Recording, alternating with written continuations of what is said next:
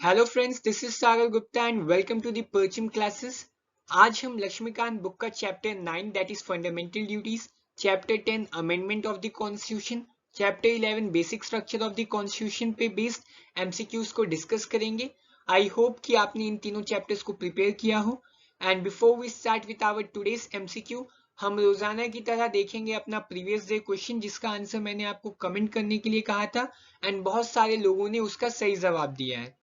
So question था the 97th constitutional amendment act 2011 यानी कि जो 97वां संविधान संशोधन अधिनियम था उसने कौन सा डायरेक्टिव प्रिंसिपल ऐड किया था। Option A free legal aid से related, option B cooperative societies, option C participation of workers in industries, option D minimise inequalities in income status and opportunity. So इसका सही आंसर था option B cooperative societies and इसके बारे में लिखा हुआ है आर्टिकल 43B में। इनफैक्ट ये भी नोट करने वाली बात है कि 97th कॉन्स्टिट्यूशनल अमेंडमेंट एक्ट 2011 ने आर्टिकल 19 में भी एक फंडामेंटल राइट ऐड किया था और वो राइट था right to form association and cooperative societies. ठीक है, सो ये चीजें आपको पता होनी चाहिए। सो स्टार्ट करते हैं हम आज के क्वेश्चंस के साथ। एंड आज का पहला क्वेश्चन है consider the following statements with regard to fundamental duties, यानी कि मौलिक कर्तव्यों के संबंध में निम्नलिखित कथनों पर विचार करें। पहला, it is confined to citizens only, यानी कि यह केवल नागरिकों तक ही सीमित है। दूसरा, it is justiciable in nature, यानी कि यह प्रकृति में न्याय संगत है। Which of the following statements are correct, कौन सा स्टेटमेंट यहाँ करेक्ट है। Option A one only, option B two only, option C both one and two, option D neither one not two. So इसका सही आंसर है option A one only.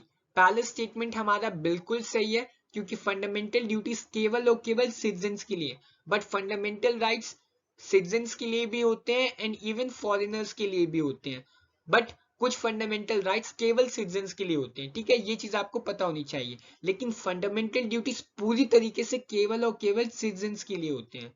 दूसरा statement हमारा गलत है क्योंकि फंडामेंटल ड्यूटीज ना तो जस्टिसिएबल है और ना ही इन्फोर्सेबल है इन कोर्ट ऑफ लॉ। ठीक है, सो पहले का सही आंसर है option A one only.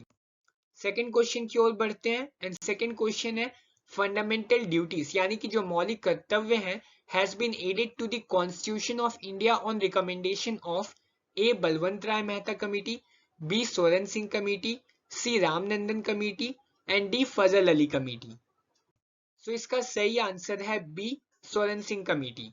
Soren Singh committee बनाई गई थी इमरजेंसी के टाइम में इंदिरा गांधी सरकार द्वारा एंड इस कमेटी के रिकमेंडेशन के अकॉर्डिंग ही फंडामेंटल ड्यूटीज को ऐड किया गया था हमारे कॉन्स्टिट्यूशन में via 42nd constitutional amendment act 1976। And जहां तक बात है बलवंत राय मेहता कमेटी की, तो ये पंचायती राज इंस्टीट्यूशन से रिलेटेड कमेटी है। रामनंदन कमेटी ये क्रीमी लेयर इन ओबीसी से रिलेटेड कमेटी है एंड फजल अली कमेटी ये एक स्टेट्स रिओर्गेनाइजेशन कमेटी थी जिसकी रिकमेंडेशन के अकॉर्डिंग स्टेट्स को लिंग्विस्टिक बेसिस पे ऑर्गेनाइज किया गया था इन द ईयर 1956। ठीक है, ये चारों की चारों कमेटी बहुत इंपॉर्टेंट है और किससे ये रिलेटेड है ये आपको पता होना चाहिए। Third question, which one of the following article deals with the powers of the parliament to amend the constitution and its procedure। पूछ क्या रहा है कि निम्नलिखित में से कौन सा अनुच्छेद संविधान और उसकी प्रक्रिया में संशोधन करने के लिए संसद की शक्तियों से संबंधित है। Option A article 112, option B article 44, option C article 368, option D article 123।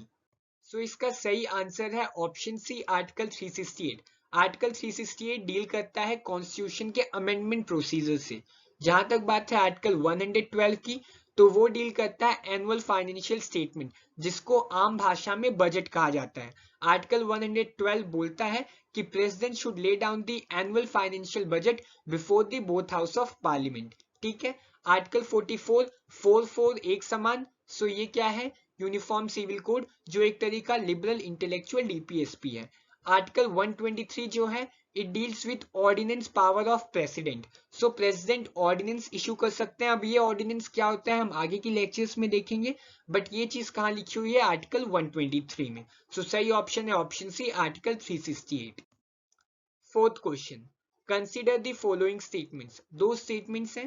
पहला, जुडिशियल रिव्यू यानी कि जो न्यायिक समीक्षा है वो एक संविधान की एक बुनियादी विशेषता है, एक बेसिक फीचर है। दूसरा स्टेटमेंट, जो डॉक्ट्रिन ऑफ बेसिक स्ट्रक्चर है, it was propounded by supreme court in Berubari union case. So कौन सा स्टेटमेंट यहाँ गलत है, क्या बताना है आपको, गलत। So option A 1 only, option B 2 only, option C both 1 and 2, option D none of the above. So इसका सही आंसर है ऑप्शन बी 2 ओनली। पहला स्टेटमेंट हमारा बिल्कुल सही है। जुडिशियल रिव्यू एक बेसिक फीचर है हमारे कॉन्स्टिट्यूशन का, and everything in India is under judicial review. ये चीज सुप्रीम कोर्ट ने किस केस में गई थी, माइनर्वा मिल्स केस में। दूसरा स्टेटमेंट हमारा गलत है, क्योंकि जो डॉक्ट्रिन ऑफ बेसिक स्ट्रक्चर है वो सुप्रीम कोर्ट ने बेरूबरी यूनियन केस में प्रोपाउंड नहीं की थी। वो किस केस में की थी, वो की थी केशवानंदा भारती केस में। इनफैक्ट केशवानंदा भारती केस सबसे फेमस केस है पूरी की पूरी इंडिया की जुडिशियल हिस्ट्री का। इसका जजमेंट कब आया था, 24 अप्रैल 1973 में। एंड 24 अप्रैल को एक और चीज हुई थी, क्या हुआ था, सचिन तेंदुलकर का बर्थडे हुआ था, यानी कि उनका जन्म हुआ था। सो एक साइड में एक ऐसे इंसान का जन्म हुआ जिसने भारत का क्रिकेट का फ्यूचर बचाया, और दूसरी साइड में एक ऐसा जजमेंट आया जिसने देश की डेमोक्रेसी को प्रोटेक्ट किया। सो 24 अप्रैल 1973 खुद में ही एक बहुत इंपॉर्टेंट डेट है, और ये डेट आपको याद रखनी चाहिए। Fifth question, fundamental duties in Indian constitution derive their inspiration from. यह हमें पता है कि हमारा कॉन्स्टिट्यूशन जो है उसने बहुत सारी चीजें बाहर के संविधानों से ली है। तो ये फंडामेंटल ड्यूटीज वाला कॉन्सेप्ट हमने कहां से लिया है। चार ऑप्शन है। Option A Canadian constitution, option B Australian constitution, option C constitution of erstwhile USSR, option D USA constitution. So इसका सही आंसर है कॉन्स्टिट्यूशन ऑफ अर्स्टवाइल यूएसएसआर, यानी कि जो पहले सोवियत यूनियन हुआ होता था उसके कॉन्स्टिट्यूशन से हमने फंडामेंटल ड्यूटीज वाला कॉन्सेप्ट लिया है। ठीक है, और यूएसएसआर के कॉन्स्टिट्यूशन से हमने दो चीजें ली है, एक तो फंडामेंटल ड्यूटीज है और दूसरा जस्टिस का idea, justice social economic and political, ये वाला आइडिया भी हमने कहां से लिया है, रशिया से। ठीक है। Sixth question, fundamental duties were added to Indian constitution by 25th Constitutional Amendment Act 1971, 42nd Constitutional Amendment Act 1976, 44th Constitutional Amendment Act 1978 और 86th Constitutional Amendment Act 2002। सो इसका सही आंसर क्या है, इसका सही आंसर है 42nd Constitutional Amendment Act 1976। ठीक है, फंडामेंटल ड्यूटीज शुरुआत से हमारे कॉन्स्टिट्यूशन का पार्ट नहीं थे, ये 1976 में इनको ऐड किया गया है। एंड जहां तक बात है 25th कॉन्स्टिट्यूशनल अमेंडमेंट एक्ट की, तो इसने आर्टिकल 31C ऐड किया था हमारे कॉन्स्टिट्यूशन में। 44th कॉन्स्टिट्यूशनल अमेंडमेंट एक्ट ने राइट टू प्रॉपर्टी को डिलीट किया था और भी बहुत सारे चेंजेस किए थे। And 86th constitutional amendment act 2002 ने इसने आर्टिकल 21 के अंदर राइट टू एजुकेशन को एक फंडामेंटल राइट घोषित किया था। साथ ही साथ इस एक्ट ने एक और फंडामेंटल ड्यूटी ऐड की थी, यानी कि जब 42nd कॉन्स्टिट्यूशनल अमेंडमेंट एक्ट हुआ तब हमारे पास एक टोटल 10 फंडामेंटल ड्यूटी थी, लेकिन बाद में जब 86th कॉन्स्टिट्यूशनल अमेंडमेंट एक्ट आया उसने एक और फंडामेंटल ड्यूटी ऐड कर दी। एंड आज हमारे पास कितनी फंडामेंटल ड्यूटीज हैं, 11 फंडामेंटल ड्यूटी। और वो 11 फंडामेंटल ड्यूटीज कौन सी हैं वो हम आगे जाके देखेंगे। Seventh question, consider the following statements with regard to constitutional amendment bill. So जो संविधान संशोधन विधेयक के संबंध में निम्नलिखित कथनों पर विचार करने को क्वेश्चन कह रहा है। पहला, it can be introduced only by a minister, यानी कि इसे केवल एक मंत्री ही पेश कर सकता है। It can be introduced only in Lok Sabha, इसे केवल लोकसभा यानी लोअर हाउस में पेश किया जा सकता है, अपर हाउस में नहीं। सो कौन सा स्टेटमेंट यहाँ सही है, option A 1 only, option B 2 only, option C both 1 and 2, option D neither 1 nor 2। So इसका सही आंसर है डी नीदर 1 nor 2, क्योंकि दोनों ही स्टेटमेंट यहाँ गलत है। पहली बात कि कॉन्स्टिट्यूशनल अमेंडमेंट बिल को कोई भी इंट्रोड्यूस कर सकता है, मिनिस्टर भी कर सकता है और एक प्राइवेट मेंबर भी, यानी कि एक ऐसा मेंबर जो मिनिस्टर नहीं है, जो मिनिस्टर नहीं है सरकार में बट पार्लियामेंट का मेंबर है, तो वो भी इंट्रोड्यूस कर सकता है। वो अलग बात है कि पास हो या ना हो बट इंट्रोड्यूस तो कर ही सकता है। सो पहले स्टेटमेंट गलत है। दूसरा भी गलत है क्योंकि कॉन्स्टिट्यूशनल अमेंडमेंट बिल को लोकसभा और राज्यसभा दोनों में इंट्रोड्यूस किया जा सकता है। फॉर इंस्टेंस जब हमने आर्टिकल 370 को एब्रोगेट किया था, उसको डिलीट किया था, तो वो एक तरह का कॉन्स्टिट्यूशनल अमेंडमेंट था। तो वो अमित शाह ने कहा इंट्रोड्यूस किया था, लोकसभा में नहीं राज्यसभा में। सो दूसरा स्टेटमेंट भी गलत है। सो सही आंसर है D, neither one nor two, क्योंकि दोनों ही स्टेटमेंट यहाँ गलत। Question number 8, which doctrine of basic structure was propounded by supreme court in? चार ऑप्शंस है, Indira Nehru Gandhi case, Minerva Mills case, Kesavananda Bharati case, D Golaknath case. So सही आंसर क्या है? सही आंसर है केशवानंदा भारती केस। जो डॉक्ट्रिन है बेसिक स्ट्रक्चर का, हमने इसे पहले भी डिस्कस कर लिया है कि केशवानंदा भारती केस में प्रोपाउंड किया गया था। एंड लेकिन ये नोट करने वाली बात ये है कि बेसिक स्ट्रक्चर में क्या क्या आता है ये सुप्रीम कोर्ट ने आज तक क्लियरली डिफाइन नहीं किया है। एंड हम जब पढ़ते हैं कि बेसिक स्ट्रक्चर में ये चीजें हैं, वो हम बहुत सारे जजमेंट्स का कंक्लूजन लेके निकालते हैं कि ये सारी चीजें बेसिक स्ट्रक्चर में आती हैं, लेकिन कोई एक लिस्ट नहीं दी है सुप्रीम कोर्ट ने कभी भी कि इतनी ही चीजें बेसिक स्ट्रक्चर में आती हैं। ठीक है, तो सुप्रीम कोर्ट ने आज तक बेसिक स्ट्रक्चर को डिफाइन नहीं किया है, बट बेसिक स्ट्रक्चर को प्रोपाउंड कब किया था? केशवानंदा भारती केस में, जिसका जजमेंट कब आया था? 24 अप्रैल 1973 में। 9th क्वेश्चन, अब ये करेक्ट पेयर आपको डिसाइड करना है। एक साइड है हमारे पास part 1, part 2, part 3, part 4A। दूसरी साइड हमारे पास है fundamental rights, citizenship, DPSP, union and स्टेटरी, फंडामेंटल ड्यूटीज। सो अलग अलग पार्ट दिए हुए, अब किस पार्ट में क्या लिखा है ये आपको पता करना है। सो मैं आपको 10 सेकेंड दे रहा हूं, आप क्वेश्चन को अच्छे से देखो और सही आंसर कंक्लूड करो।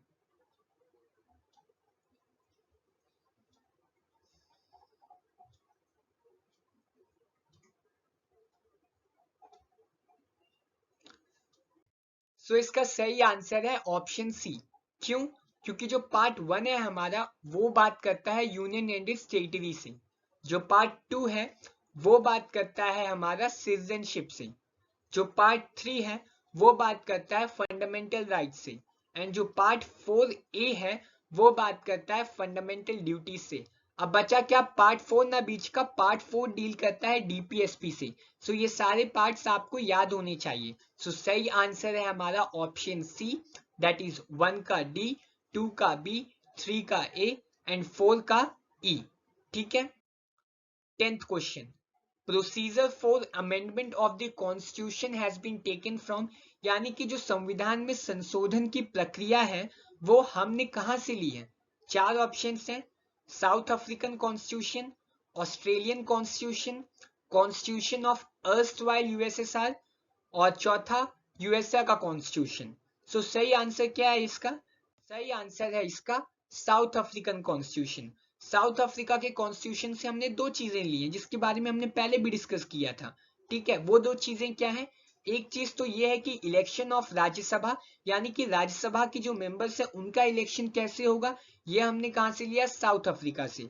और हम अपने कॉन्स्टिट्यूशन को अमेंड कैसे करेंगे, ये वाला प्रोसीजर भी हमने कहां से लिया? साउथ अफ्रीका से। और इन चीजों को आप याद रख सकते हो through a mnemonic called serum. Serum में एस मतलब साउथ अफ्रीका, ई और आर मतलब इलेक्शन टू राज्यसभा, और ए एम मतलब अमेंडमेंट। ठीक है, ये चीजें आपको क्लियर है। और जो अमेंडमेंट का प्रोसीजर है किस आर्टिकल में लिखा है? वो लिखा है आर्टिकल 368 में। किस आर्टिकल में? आर्टिकल 368 में। तो ये चीजें आपको पता होनी चाहिए। अब बढ़ते हैं अपनी 11th क्वेश्चन की ओर। 11th क्वेश्चन है, under the constitution of India which one of the following is not a fundamental duty? So चार ऑप्शन से आपको ये बताना है कि इन चारों में से कौन सा एक मौलिक कर्तव्य नहीं है हमारा। Option A, to vote in public election, यानी सार्वजनिक चुनाव में मतदान करना। Option B, to develop scientific temper, यानी कि वैज्ञानिक सोच विकसित करना। Option C, to safeguard public property, and option D, to abide by constitution. So इसका सही आंसर है option A, to vote in public elections. बाकी जो तीनों चीजें हैं वो हमारी फंडामेंटल ड्यूटीज हैं, बट पब्लिक इलेक्शंस में वोट करना वो हमारी फंडामेंटल ड्यूटी नहीं है। इसी कारण क्रिटिक्स कहते हैं कि फंडामेंटल ड्यूटी की जो लिस्ट है वो एग्जॉस्टिव नहीं है, क्योंकि बहुत सारी ऐसी चीजें जो फंडामेंटल ड्यूटी में लिखी होनी चाहिए थी वो नहीं लिखी है। जैसे कि वोट करना, वो तो एक बहुत जरूरी चीज है, हर किसी को वोट करना चाहिए और इसे फंडामेंटल ड्यूटी के लिस्ट में होना चाहिए, बट वो नहीं है। ऐसा ही जैसे कि टैक्स पे करना, ये भी फंडामेंटल ड्यूटी होनी चाहिए, बट वो भी हमारी फंडामेंटल ड्यूटी के लिस्ट में नहीं लिखा है। सो इस कारण फंडामेंटल ड्यूटी की लिस्ट एग्जॉस्टिव नहीं है, ऐसा बोला जाता है। ठीक है, अब 11 फंडामेंटल ड्यूटीज हैं। कौन कौन से फंडामेंटल ड्यूटीज हैं वो हम अच्छे से देख लेते हैं। सो पहला फंडामेंटल ड्यूटी है to abide by the constitution and respect national flag and national anthem, यानी कि जो हमारा संविधान है उसका हमें सम्मान करना चाहिए, जो नेशनल फ्लैग है, नेशनल एंथम है, उसका भी हमें सम्मान करना चाहिए, रिस्पेक्ट करना चाहिए। दूसरा, to follow ideals of the freedom struggle, यानी कि जो फ्रीडम स्ट्रगल, हमारी जो आजादी की लड़ाई थी, उसमें जिस आइडियल्स ने हमारा साथ दिया उसे हमें फॉलो करना चाहिए। तीसरा, to protect sovereignty and integrity of India, यानी कि भारत का संप्रभुता एंड अखंडता को प्रोटेक्ट करना चाहिए, ये हर एक भारतीय नागरिक का कर्तव्य है। चौथा, to defend the country and render national service when called upon to do so, कि हमें अपने देश को बचाना चाहिए, जब कभी भी आप देश की जरूरत है, देश को आपकी जरूरत है, आपको सामने आना चाहिए। Fifth, to develop a spirit of common brotherhood, यानी भाईचारे वाली फीलिंग डेवलप करनी चाहिए। सिक्स्थ, प्रिजर्व कंपोजिट कल्चर, जो इंडिया का इतना ज्यादा डाइवर्स कल्चर है उसे प्रिजर्व करना चाहिए। Seventh, to preserve natural environment, कि हमारा जो इन्वायरमेंट है उसे प्रोटेक्ट करना चाहिए। टू डेवलप साइंटिफिक टेम्पर, एक हमें वैज्ञानिक सोच विकसित करनी चाहिए। टू सेफगार्ड पब्लिक प्रॉपर्टी, जो भी मतलब पब्लिक प्रॉपर्टी है उनको प्रोटेक्ट करना चाहिए। ये नोट करने वाली बात है कि हमारी फंडामेंटल ड्यूटी केवल पब्लिक प्रॉपर्टी को प्रोटेक्ट करना है, ना कि प्राइवेट प्रॉपर्टी। ठीक है। Tenth, to strive for excellence in all fields so that the nation could rise to the new levels of endeavor and achievement, हमें अपने आप को बेस्ट, अपना आप का बेस्ट देना चाहिए, हमें एक एक्सीलेंस की तरफ जाना चाहिए, ये भी हमारी एक फंडामेंटल ड्यूटी है। और 11th फंडामेंटल ड्यूटी कौन सी है? Duty of all parents and guardians to send their children in the age group of 6 to 14 years to school. और ये वाली जो फंडामेंटल ड्यूटी है वो ऐड की गई थी 86 कॉन्स्टिट्यूशनल अमेंडमेंट एक्ट 2002, और बाकी की जो 10 है ऊपर की वो ऐड की गई थी 42nd कॉन्स्टिट्यूशनल अमेंडमेंट एक्ट 1976। ठीक है, सो ये चीजें आपको याद रखने की जरूरत है। 11 फंडामेंटल ड्यूटीज है और 11 की 11 आपको याद रखने की जरूरत है। 12th question, which of the following constitutes basic structure of the constitution? Option 1 मतलब number 1 supremacy of constitution, 2 rule of law, 3 judicial review यानी न्यायिक समीक्षा, 4 सेकुलरिज्म यानी कि धर्म निरपेक्षता। सो सही ऑप्शन क्या है? Option A 1 in 3 only, option B 1 in 2 only, option C 1 2 and 3, option D all of the above. So इसका सही आंसर है option D all of the above, क्योंकि ये चारों के चारों हमारे संविधान का एक बेसिक स्ट्रक्चर है, हमारे संविधान का एक बेसिक फीचर है। सुपरमेसी ऑफ कॉन्स्टिट्यूशन भी बेसिक फीचर है, रूल ऑफ लॉ भी बेसिक फीचर है, जुडिशियल रिव्यू भी बेसिक फीचर है, और धर्मनिरपेक्षता तो है ही बेसिक फीचर हमारे संविधान का। 13th question, consider the following statements, यानी कि निम्नलिखित कथनों पर आपको विचार करना है। पहला, names of the existing states could be altered only by special majority of parliament, यानी कि जो मौजूदा स्टेट्स हैं हमारे देश में उनका नाम अगर पार्लियामेंट बदलना चाहता है तो उस नाम को बदलने के लिए स्पेशल मेजोरिटी की जरूरत है, यानी कि इस विशेष बहुमत की जरूरत होती है। ये कह रहा है स्टेटमेंट 1। दूसरा, federal provisions of the constitution could be altered only by special majority of parliament and ratification of 2/3 of states, यानी कि जो संघीय प्रावधान है, फेडरल प्रोविजन है हमारे संविधान के, उसको चेंज करने के लिए स्पेशल मेजोरिटी लगती है, और साथ ही साथ 2/3 ऑफ द स्टेट्स की, 2/3 स्टेट्स की क्या बोलते हैं, समर्थन चाहिए होता है। सो कौन सा स्टेटमेंट यहाँ सही है ये आपको बताना है। Option A 1 only, option B 2 only, option C both 1 and 2, option D none of the above. So इसका सही आंसर है option D none of the above, क्योंकि दोनों ही स्टेटमेंट गलत है। पहला स्टेटमेंट क्यों गलत है? क्योंकि अगर कोई एग्जिस्टिंग स्टेट है उसका नाम हमें चेंज करना है तो उसके लिए स्पेशल मेजॉरिटी नहीं बल्कि केवल और केवल सिंपल मेजॉरिटी की जरूरत होती है। और ये चीज कहाँ लिखी है? Article 4 of the Indian constitution में। दूसरा स्टेटमेंट भी गलत है क्योंकि अगर हमें किसी तरह का फेडरल प्रोविजन में चेंज लाना है तो स्पेशल मेजॉरिटी पार्लियामेंट की तो चाहिए, बट रेटिफिकेशन 2/3 स्टेट्स का नहीं बल्कि केवल और केवल 1/2 ऑफ द स्टेट्स का चाहिए। सो दोनों ही स्टेटमेंट गलत है हमारे और सही ऑप्शन है option D, none of the above. 14th question, हमें करेक्ट पेयर चूज करना है। एक साइड है हमारे पास article 43, article 40, article 51A, article 13 and दूसरी साइड हमारे पास है definition of state, fundamental duties, cottage industries, definition of law, village panchayat. So सही पेयर क्या है वो आपको डिसाइड करना है। मैं आपको देता हूँ 10 सेकंड, क्वेश्चन को देखिए एंड सही आंसर बताइए।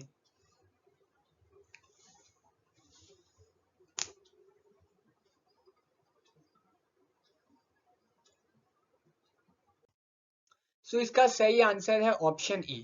अब क्यों? क्योंकि जो आर्टिकल 43 है वो कॉटेज इंडस्ट्री से डील करता है, ये एक तरह का डीपीएसपी है, एक तरह का आई वुड से कि गांधीयन डीपीएसपी है। एंड आर्टिकल 40 जो है विलेज पंचायत से डील करता है ना। सो 2 का ई होगा। और आर्टिकल 51A जो है वो डील करता है फंडामेंटल ड्यूटीज की, और 11 की 11 जो फंडामेंटल ड्यूटीज है वो एक आर्टिकल के अंदर लिखी हुई है और वो आर्टिकल है आर्टिकल 51A। आर्टिकल 13 जो है वो डील करता है डेफिनेशन ऑफ लॉ से। एंड जहां तक बात है डेफिनेशन ऑफ स्टेट की तो वो डील करता है आर्टिकल 12 एंड आर्टिकल 36। ठीक है, सो सही ऑप्शन है ऑप्शन ए, दैट इज 1 का सी, 2 का ई, 3 का बी एंड 4 का डी। 15th क्वेश्चन और आज का लास्ट क्वेश्चन, इसका आंसर आपको कमेंट करके बताना है। क्वेश्चन है, in which of the following matters constitutional amendment is possible only with simple majority. मतलब ये जो 4 मैटर्स में से किन मैटर्स में हम एक संविधान में संशोधन कर सकते हैं केवल और केवल सिंपल मेजॉरिटी से। ठीक है, option A election of president, option B supreme court, option C 7th schedule, option D salaries of members of parliament. So इसका सही आंसर क्या है वो मैं आपको बताऊंगा नेक्स्ट लेक्चर में, बट अगर आपसे आंसर बनता है सो इसका आंसर आप कमेंट कीजिए। सो इस तरीके से खत्म होते हैं हमारे आज की 15 क्वेश्चंस। आउट ऑफ 15 आपसे कितने क्वेश्चंस बने, आपका स्कोर क्या रहा, वो आप हमें कमेंट करके जरूर बताइए। एंड इम्प्रूवमेंट हो रही है कि नहीं वो भी आप बताइएगा। एंड मिलते हैं नेक्स्ट लेक्चर में। नेक्स्ट लेक्चर में हम चैप्टर 12 यानी कि पार्लियामेंट्री सिस्टम, चैप्टर 13 यानी कि फेडरल सिस्टम, चैप्टर 15 यानी कि इंटरस्टेट रिलेशन पे बेस्ड एमसीक्यूज को डिस्कस करेंगे। चैप्टर 14 जो कि सेंटर स्टेट रिलेशन है उसके ऊपर हम एक अलग से पूरा का पूरा लेक्चर लेंगे, इस कारण हम चैप्टर 14 को अभी इंक्लूड नहीं कर रहे हैं। सो नेक्स्ट लेक्चर में मिलते हैं। इन 3 चैप्टर्स को आप प्रिपेयर करके आइएगा। सो बाय, थैंक यू।